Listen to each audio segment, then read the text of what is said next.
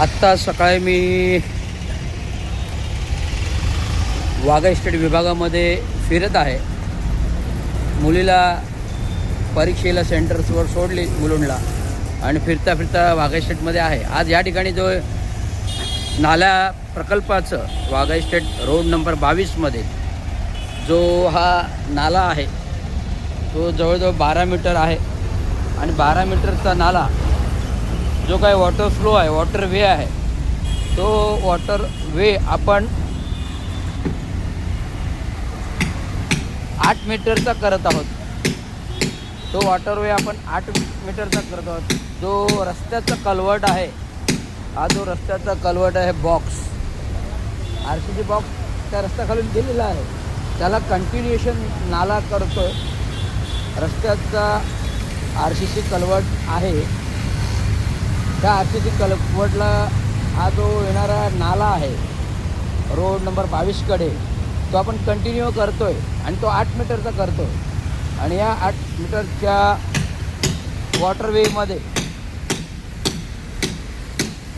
जो नाला 12 मीटरचा वे आहे तो आपण 8 मीटरप्रमाणे करतो आहे. आणि बाजूला जो आहे ना, जिथे झोपड्या होत्या त्या तोडल्या, त्या झोपड्यामध्ये वॉटरवे नाही आहे. ज्या झोपड्या तोडल्या त्याच्यामध्ये वॉटरवे नाही आहे. त्यामुळे हा 8 मीटरचा वॉटरवे ॲडिक्वेट आहे. 8 मीटरचा वॉटरवे ॲडिक्वेट आहे आणि 8 मीटरचा नाला राहील. बाजूला 4 मीटरचा जाण्यासाठी मार्ग राहील, ज्याच्यातून डम्पिंगसाठी गाड्या जातील अशी संकल्पना आहे. आणि त्या अनुषंगिक मी अभियंता, संबंधित उपअभियंता, कार्यकारी अभियंता, नगर अभियंता यांच्याशी बोलणी केली आणि त्यांनी मला विस्तृत सगळं सांगितलं. अशा प्रकारचे साहेब नाला आहे आणि हे नाला डिपार्टमेंटमध्ये आपण मुख्य कार्यकारी अभियंता होतात. एवढा वर्ष 25 वर्ष नाले विभागामध्ये ड्रेनेज,